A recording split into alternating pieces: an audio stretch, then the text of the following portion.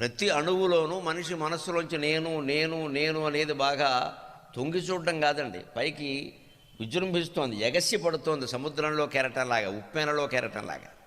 ఆ అహాన్ని మనం అణిచివేయగలగాలి. అందుకోసం దేవాలయ దర్శనం. ఎందుకంటే దేవాలయానికి వెళ్ళగానే మనం మొట్టమొదటి చేసే పని ఏమిటంటే చెంపలేసుకుంటాం. మరి ఎక్కడ చెంపలేసుకోం, మీరు గమనించండి. ఎక్కడ నిజంగా తప్పు చేసిన చోట కూడా ఎవరైనా పెద్దవాళ్ళు కనిపించినా చెంపలేసుకోం. వాళ్ళు అంతగా దాన్ని గమనించి గుర్తించి నువ్వు ఈ తప్పు చేసావు కదా అంటే దానికి సాక్ష్యాలు కూడా చూపిస్తే తప్పనిసరి అప్పుడు ఏమనుకోకుండా సార్ ఏదో పొరపాటు అయిందంట, అప్పుడు కూడా చెంపలేసుకో. కానీ అమ్మవారిని చూడగానే మాత్రం ప్రతి వ్యక్తి ఎంత కోటీశ్వరుడైనా సరే, కూటికి లేనివాడైనా సరే వెంటనే ఇలా అప్రయత్నంగా చెంపలేసుకుంటాడు.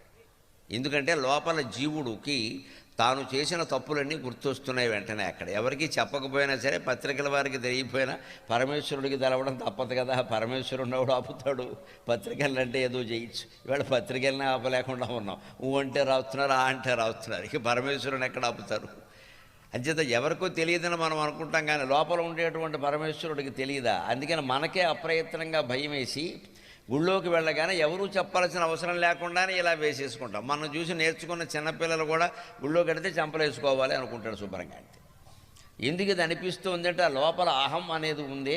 అది ఉండడం వల్ల పొందినటువంటి దుఃఖాలకు నెత్తి బొప్పి కట్టేసి అక్కడికి వచ్చేసరికి ఎకనైనా అమ్మవారికి సాష్టాంగపడరా, ఎందుకు వచ్చిన గొడవ ఇది అని తెలుపుతోంది. అదే గుళ్ళోకి వెళ్ళడం వల్ల ప్రధానమైన ప్రయోజనం. అణువణువునకంకారమే కణకణమును ద్వేషమయ్యే కలియుగమందున్. ఈ కలియుగంలో కణకణము ద్వేషమే. ఎవరినీ నమ్మడానికి లేని పరిస్థితి. తల్లిదండ్రుల మీద పిల్లలకి నమ్మకం లేదు, తల్లిదండ్రుల మీద పిల్లలకు గౌరవం లేదు, పిల్లల మీద తల్లిదండ్రులకు నమ్మకం లేదు, నమ్మే పరిస్థితి లేదు. ఈవేళ ఏ పత్రికలు చూసినా, ఏ రోజు చూసినా అర్థమైపోతుంది. కన్న తండ్రి కాలయముడే ఒకరిని చంపేశాడు.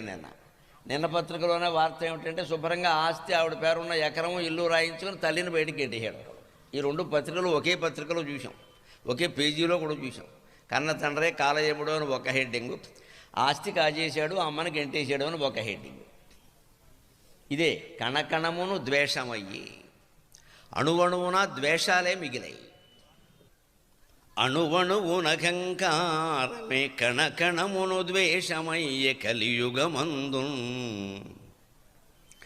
అణువణువున కరుణామయ కణములు పుట్టించుమమ్మ కాళీమాత. అణువణువు అహంకారమై కణకణము ద్వేషమైపోయినటువంటి ఈ కలియుగంలో అమ్మ కొత్త కణాలు పుట్టి